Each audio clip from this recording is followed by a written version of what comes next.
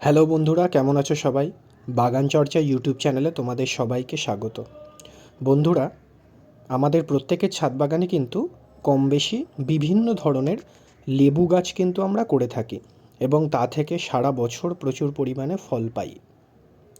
সেটা গন্ধরাজি হোক, পাতিলেবু হোক কিংবা মুসম্বি, মালটাও আজকাল অনেকে ছাদ বাগানের টবের উপর করছেন। দেখুন, লেবু গাছে কিন্তু খুব কম যত্নেই খুব ভালো ফল পাওয়া সম্ভব। তবে কিছু কিছু পরিচর্যার ঘাটতি হলে কিন্তু লেবু গাছে ঠিক সময়ে ফুল বা ফল ধরতে চায় না।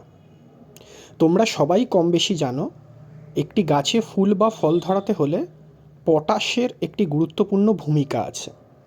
যদি পটাশ ঠিক সময়ে এবং ঠিক রূপে গাছকে দেওয়া হয় তাহলে কিন্তু গাছে ফুল অবশ্যই আসবে, যদি গাছটি ফুল বা ফল দেওয়ার মতন ম্যাচুরিটি লাভ করে থাকে।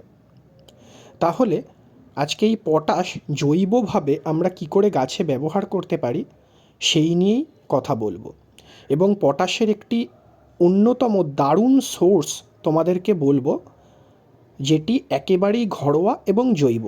তোমাদের প্রত্যেকের বাড়িতেই অ্যাভেলেবেল এবং নিত্য নৈমিত্তিক দিনে কিন্তু তোমরা ব্যবহার করে থাকো। আসলে রাসায়নিকভাবেও পটাশ সার ব্যবহার করে গাছে ফুল আনা সম্ভব, তারও একটি ভিডিও আমার চ্যানেলে অলরেডি রয়েছে। কিন্তু লেবু যেহেতু আমরা খাওয়ার কাজে ব্যবহার করি, তোমরা বাগানিরা অনেকেই রাসায়নিক সারটা ব্যবহার করতে চাও না। সুতরাং যারা রাসায়নিক সারের পরিবর্তে জৈব সার ব্যবহার করে লেবু ফলাবে, তাদের একটি জৈব সারের, যেখানে পটাশের প্রচুর পরিমাণ রয়েছে, সেই নিয়ে কথা বলবো। হ্যাঁ বন্ধুরা, ভিডিওতে দেখতেই পাচ্ছ ডাল।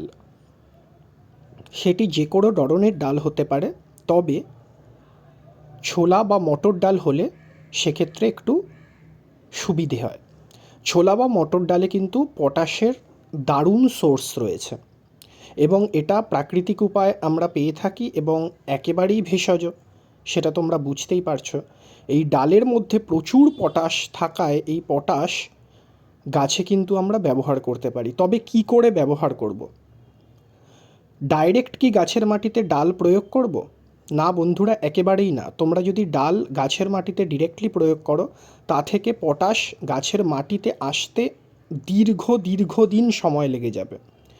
আমাদের দরকার একটু তাড়াতাড়ি রেজাল্ট। এই জন্য ডাল প্রথমে একটি পাত্রে নিয়ে আগুনে ফুটিয়ে নিতে হবে। মোটামুটি যখন তোমরা দেখবে ডালের জল ফুটতে শুরু করেছে, তখন তোমরা সেই ডালের পাত্রটি নামিয়ে নেবে এবং সেই জলটি ঠান্ডা করবে। গরম অবস্থায় কিন্তু গাছের মাটিতে প্রয়োগ করা যায় না। ঠান্ডা করার পরে তার সঙ্গে যেটি তোমাদের মেশাতে হবে সেটি হচ্ছে কলার খোসা ভেজানো জল। কলার খোসায় যে প্রচুর পরিমাণে পটাশ থাকে এবং এটি যে সবচেয়ে ভালো উৎস পটাশের জৈব উপায়, তা কিন্তু তোমরা অনেক বাগানিরাই জানো। সুতরাং কলার খোসা ভেজানো জল, অন্তত কলার খোসাটিকে 7 দিন ভেজাতেই হবে, তবেই সেই খোসা ভেজানো জল তোমরা ব্যবহার করতে পারো।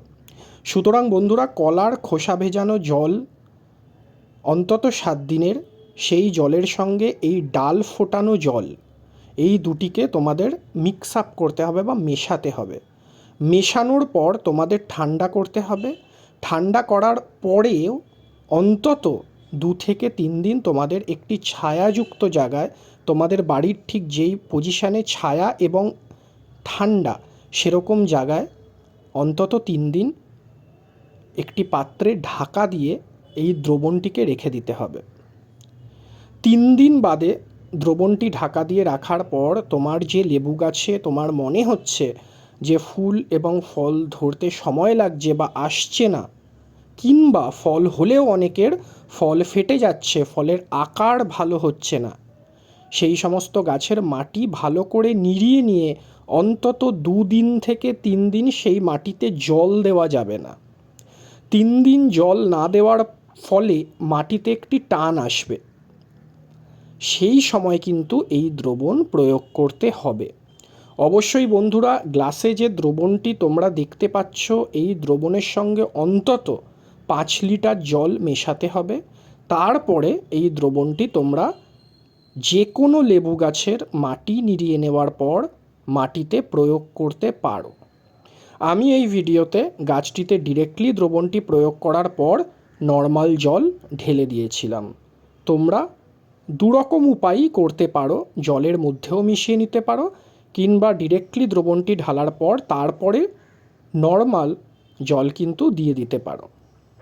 এই উপায়ে যদি অন্তত 15 দিনে একবার প্রয়োগ করতে পারো তাহলে কিন্তু আমি গ্যারেন্টি দিয়ে বলছি, যদি তোমাদের লেবু গাছ ফল ফুল দেওয়ার জন্য ম্যাচিওরড হয়ে থাকে, যদি ফল ফুল না আসে অবশ্যই কিন্তু কিছু দিনের মধ্যেই তোমরা তোমাদের লেবু গাছে রেজাল্ট দেখতে পাবে এবং প্রচুর ফুলের কুঁড়ি আসবে।